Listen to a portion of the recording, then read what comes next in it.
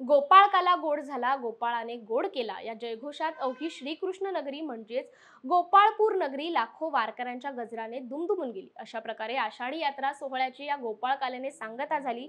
उपजोनिया पुढती येऊ काला खाऊ दही भात, वैकुंठी तो ऐसे नाही कवळ काही काल्याचे या संत वचनाप्रमाणे आजच्या पौर्णिमेच्या दिवशी परंपरेनुसार गोपाळकाल्याचा उत्सव गोपाळपुरात मोठ्या उत्साहात साजरा झाला।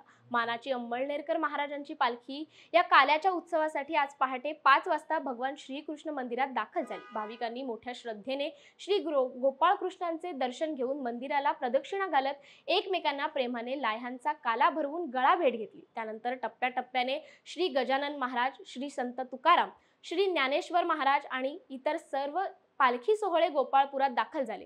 गोपाळपूर येथील श्रीकृष्णाच्या मंदिरात दर्शन घेऊन गोपाळकाल्याने आषाढीची सांगता करण्यात आली। त्यानंतर सर्व संतांच्या पालख्यांनी पंढरीनाथाच्या मंदिरात संतांच्या पादुका घेऊन दर्शन घेत परतीचा प्रवास सुरू केलाय।